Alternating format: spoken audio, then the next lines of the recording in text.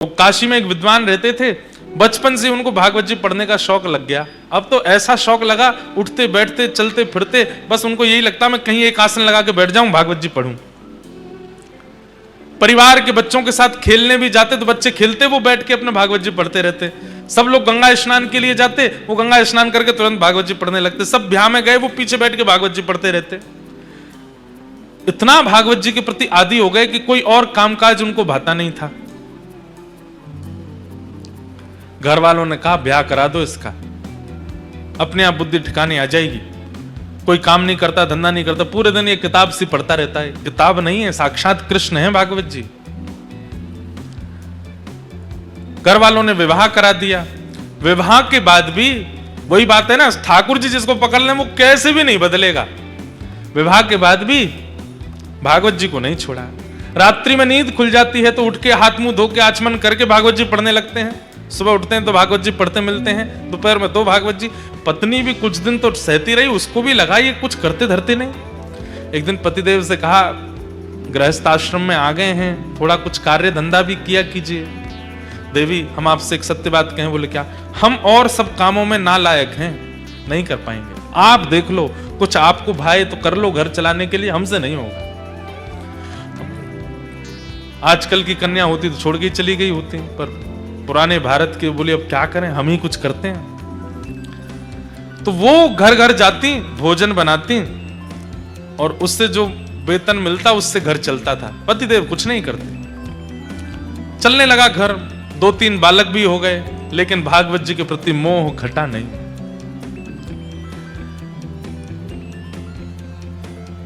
एक दिन कुछ संत आए घर में। अब इतनी कमाई तो होती नहीं थी पत्नी की, थोड़ी बहुत होती थी जिससे कि बच्चे और ये लोग प्रसाद पा लेते थे। आज का प्रसाद पा लिया, नया राशन शाम को लेके आना था बाजार से। उसी बीच में संतों की टोली आ गई। और प्राचीन भारत में संत जन बता करके पूछ करके नहीं आते थे, बस आ जाते थे। और द्वार पर आकर के बस प्रार्थना भी नहीं, द्वार पर आकर के बस कहते थे कि हम इतने संत हैं, हमारी व्यवस्था करो। अब घर उस समय के भारत के लोग पूछते भी नहीं थे, व्यवस्था करते थे। संत आए, संत आ गए, आकर के घर में बैठ गए। पत्नी ने प्रणाम किया, पतिदेव भी आए, प्रणाम किया दोनों ने। बोले भगवान बड़ी कृपा। बोले हम 12 मूर्ति संत हैं, अयोध्या से आए हैं काशी दर्शन करने। आपके घर के बाहर तुलसी वन देख करके, गैया देख करके हमको लगा कोई विप्र ब्राह्मण है, हम 12 संत प्रसाद पाएंगे, तैयारी करो। अब पत्नी दौड़ी रसोई में, पीछे से ब्राह्मण देवता भी आए। देवी बनाओ। बोलो कहां से बनाए, सब तो खत्म हो गया, राशन लेकर के आना है। तो बोले 2 पैसा ले आए राशन। बोलो कहां से दें, सब खर्च हो गया इस महीने का, इस महीने की पगार अभी मिली नहीं, कल मिलेगी, फिर राशन आएगा, फिर बनेगा। पत्नी तो व्याकुल हो गई, मैं हमेशा संभाल लेती हूं, इस बार आप संभाल लीजिए कुछ। अब पतिदेव बोले देवी तुम तो जानती हो हम तो कुछ करते धरते नहीं, हम पे तो 1 रुपया भी नहीं है, कैसे हम कैसे संभालें, कुछ तो कीजिए। कहीं से भी संत जन बैठे हैं, इधर जामे उधर जामे सब, लेकिन कोई व्यवस्था नहीं बनी। बहुत देर हो गई तो संत समझ गए कि यहां कोई व्यवस्था नहीं है, संकोच में ये हमसे बोल नहीं रहे हैं। संत जन अपने आसन लेके उठ गए। बोले बिटिया फिर कभी आएंगे, आज के लिए जय सिया राम कह करके चले गए। लेकिन आज इतने वर्ष बाद आज उसको बड़ी ग्लानि हुई और अपने पति से लड़ने लगी। आज आप भी अगर कुछ काम धंधा कर रहे होते तो घर की इतनी बुरी स्थिति नहीं होती। मैं घर घर जाती हूं, रोटी बनाती हूं, पगार मिलती, घर चलाती हूं, बच्चों को पढ़ाती हूं। अगर आप भी कुछ कर रहे होते तो कम से कम इतनी व्यवस्था तो होती कि कभी संत महापुरुष आ जाएं तो प्रसाद पवा दें। बस पूरे दिन भागवत जी भागवत जी भागवत जी। अरे बचपन से अब तक आप इतना भागवत जी का अध्ययन करते आए हैं, क्या दिया भागवत जी ने हमको? कुछ भी तो नहीं। आप कहते हैं इनको किताब मत बोलो, पुराण मत बोलो, ग्रंथ मत बोलो, कृष्ण है। कृष्ण है तो देते क्यों नहीं कुछ भी? इतना जीवन आपने समर्पित कर दिया, अपनी पत्नी का ध्यान नहीं रखते, बच्चों का ध्यान नहीं रखते, अपने पूरे खानदान का ध्यान आप नहीं रखते, पूरे दिन वो कृष्ण रूपी भागवत में लगे रहते हैं। क्या दिया भागवत जी ने हमको? जिस घर से संतों को भूखा जाना पड़ता हो, ऐसे घर में भागवत जी को मैं कृष्ण नहीं मानती। देवी ऐसा मत बोलो। तुम अभी जानती नहीं, वो साक्षात श्री कृष्ण है। मैं जब अध्ययन करता हूं मुझे नृत्य करते हुए बोलते हुए श्री कृष्ण दिखाई देते हैं। तो ऐसा है, फिर आज एक काम कीजिए। बोले क्या? अपनी उठाइए भागवत जी और चले जाइए, घर में संभाल लूंगी, बच्चों को मैं संभाल लूंगी, सर्वस्व आपकी भागवत जी हैं। जिन भागवत जी के कारण हमारे पति की स्थिति ऐसी, संतों को भूखा जाना पड़े, मैं उनको अब घर में नहीं रखने दूंगी। इतनी बड़ी बात हो गई। पत्नी के इतना बोलने पर पतिदेव बोले, दुनिया कृष्ण को घर में बुलाती है, तुम घर से निकाल रही हो? देवी, इससे ज्यादा अब मैं सुन नहीं सकता, अब तुम रहो अपने बच्चों के साथ प्रेम से, मैं चलता हूं। अपनी पोथी उठाई और रोते बिलखते ब्राह्मण देवता मेरे कृष्ण हैं, मेरे ठाकुर जी हैं, हृदय से लगा करके निकल गए। गंगा के तट पे जाके बहुत रोए। बोले मुझे कुछ भी बोल देती, मेरे को मार भी दे, पीट भी दे, मैं सह लूंगा। हे ठाकुर जी, हे भागवत जी, आपके लिए क्यों कहा? मुझसे ये सहन नहीं होता।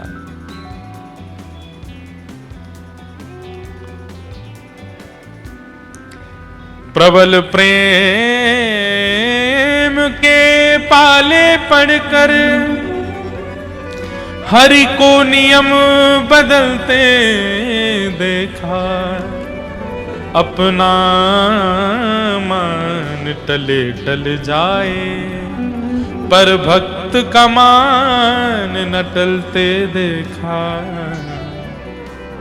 जब रोने लगे वो ब्राह्मण देवता भागवत जी को हृदय से लगा के, ठाकुर जी से सहन नहीं हुआ। ठाकुर जी मन में विचार करने लगे, भैया ये 40-41 वर्ष के हो गए ब्राह्मण, और जब से इन्होंने होश संभाला तब से केवल भागवत जी का ही अध्ययन किया, भागवत जी का ही पाठ करते हैं, कुछ काम कुछ भी नहीं, सब कुछ मुझे अर्पित कर दिया, और आज भागवत जी के लिए 2 शब्द गलत सुन के घर से ही निकल गए। मैं जाऊंगा। और काशी में छोटे से गोपाल जी प्रकट हो गए, और प्रकट होकर के ऊंची धोती पहन करके, सिर पर बढ़िया स्वाफा बांध करके, और बढ़िया कजरारे नेत्र हैं ठाकुर जी के, हाथों में कड़ूला पहने हैं, पैरों में सुंदर पाजेब पहनी है, कमर में करधनी पहनी है, गले में कंठा और एक सुंदर बगनखा पहना है, कानों में छोटे छोटे सुंदर हीरे के मोती हैं। ऐसी अद्भुत छवि ठाकुर जी की, लेकिन अपने सिर पर डलिया लेकर के कुछ बेचने वाला व्यक्ति होता है, ऐसे बन करके निकले।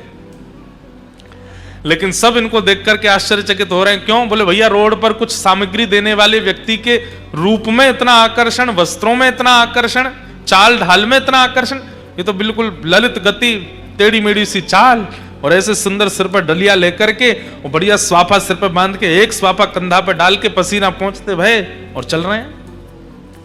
जो देखे वही इन पर लुभा जाए। पहुंच गए ब्राह्मण के घर पर, दरवाजा खटखटाया।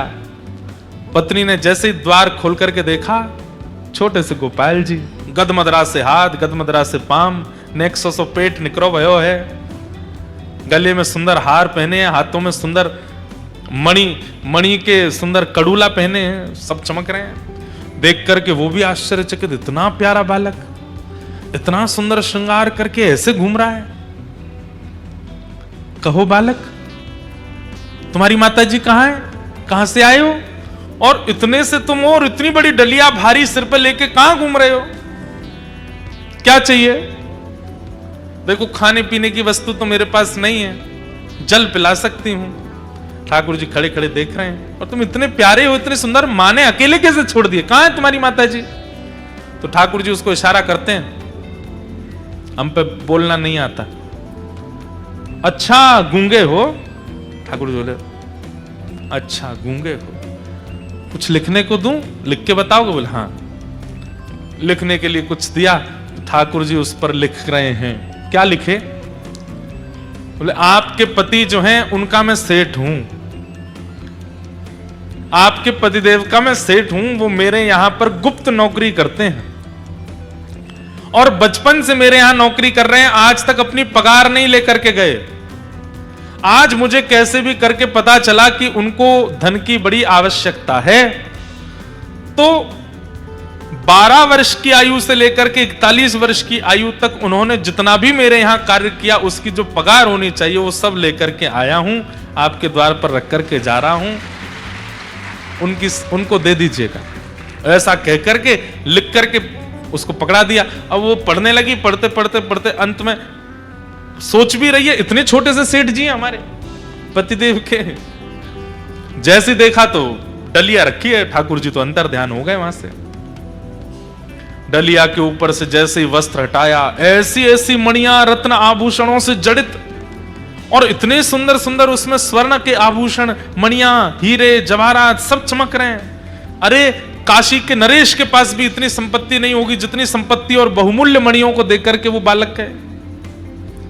पत्नी की तो आंखें खुली रह गई, बोले कि पतिदेव इतनी बड़ी नौकरी करते थे, आज तक नहीं बताया। डलिया उठाने लगी तो उठी नहीं, बच्चों को बुलाया, 3-4 बच्चे स्वयं लगे तो जैसे तैसे खिसका के भीतर लाए। इतनी धन संपत्ति देख करके पत्नी तो बड़ी व्याकुल हो गई। छोटे वाले बालक को भेजा, जाओ पिताजी को ढूंढो, गंगा के तट पर होंगे, उनसे कहो जल्दी हमें लौट करके, माँ ने बढ़िया पकवान बनाए घर में। बालक दौड़ा दौड़ा गया तो वहां पर भागवत जी का पाठ कर रहे थे, अश्रुबिंद गिर रहे हैं। पिताजी जल्दी घर आइए, मैया ने बहुत सुंदर पकवान बनाए हैं आपके लिए, वो प्रतीक्षा कर रही हैं, आप पाएंगे तभी पाएंगे, जल्दी आ जाइए। ब्राह्मण देवता सोचने लगे, लड़ने के बाद पकवान कौन बनाता है घर में? हमको घर से निकाल दिया, इतना सब कुछ बड़ा बोला बोल दिया, और सुबह संतों को पवाने के लिए एक फूटी कौड़ी नहीं थी, अब पकवान बनाए हैं। चलो भागवत जी का पाठ पूर्ण करके हृदय से लगा के गए। लौट करके घर जैसे ही आए, द्वार खटखटाया। इतने में तो पत्नी उसमें से कुछ स्वर्ण लेकर के बढ़िया साड़ी आड़ी खरीद के बढ़िया सुंदर तैयारियां करके आ चुकी है घर पर, पूरा घर सजा दिया। जैसे ही द्वार खुला, अपनी पत्नी को इतने सुंदर वेश में देख करके ब्राह्मण देवता, अच्छा गलती से आ गया हूंगा, कोई और घर है शायद आगे वाला होगा। पत्नी बोली, अरे यही मैं ही हूं, कहां जा रहे हैं? देवी तुम हो? इतनी गोरी पहले तो नहीं लगी थी, इतना बढ़िया वस्त्र पहले तो नहीं पहना, कहां से आया? बच्चे आए निकल करके, वो भी बढ़िया सुंदर सुंदर धोती कुर्ता पहन के, तो बच्चों को देख के बोले, ये कहां से लाए हो? मैं तो आज इतने वर्ष हो गए, एक एक 2 कुर्ताओं में पूरा जीवन निकाल दिया, कैसे आया भाई? ये कौन करके गया ये सब? पत्नी बोली, ज्यादा होशियार मत बनिए, सारी पोल पट्टी खुल गई है आपकी। बोले क्या पोल पट्टी? बोले आपकी नौकरी वोकरी के बारे में सब पता चल गया हमको। पतिदेव बोले, कौन सी नौकरी? हम कुछ नहीं करते। अच्छा आओ भीतर आओ। भीतर ले जाकर के डलिया रखी थी कमरे में, खोल के दिखाया, देखिए रत्नों की चमकाहट देख करके बोले, देवी कहां से चोरी करके लाई? बोले चोरी नहीं करके लाई हूं, आपका मालिक आया था, गूंगा मालिक। और एक बात बताइए, इतना छोटा, हमारे बच्चों से भी छोटा था वो, उसको मालिक, लेकिन क्या सुंदर उसका वर्ण, आहा क्या कड़ूला पहने थे, सिर पर क्या सुंदर पाग बंधी थी, उस पर मोती के हार, गले में कंठा, कौंधनी, पैरों में पाजेब, थोड़े थोड़े नील वर्ण के सा अंग। अब ये पत्नी बोलती जाए और पत्नी ठाकुर जी का चिंतन पतिदेव के चित्त में आ रहा है कि निश्चित ठाकुर जी आए। देवी तुम्हें कैसे पता? उन्होंने बताया। बोले कि लिख के दे के गए। जब बोले मुझे दिखाओ कहां लिखा है। पर्चा दिया तो पत्र देखा, उसमें जितनी लिपियां थीं वो लिपियां देखते देखते वो आपस में मिलने लगी, और मिलते मिलते मिलते मिलते वो समस्त लिपियां एक आकृति बनाती हैं, और उस आकृति में नन्हे से गोपाल जी सिर पर डलिया रखे ऐसे खड़े हैं, वो एक आकृति प्रकट हो जाती। नेत्र सजल हो गए, बेहोश हो गए ब्राह्मण देवता। होश में आए तो रोने लगे। देवी वो कहां गए, कहां चले गए, मुझे बताओ ना। अरे सेठ जी हैं, तुम्हें तो पता होगी कहां है। अरे वो सेठ मेरे नहीं है, पूरे विश्व के सेठ हैं, साक्षात ठाकुर जी आए थे। और ये जो बात कहकर के गए ना कि मैंने जीवन भर उनके यहां नौकरी की है, ये भागवत जी ही, मैं अकिंचन भाव से भागवत जी का जो पाठ करता था उसी का वो पूर्ण जो भी मैंने किया है उसका वो सब वेतन देने के लिए आए थे।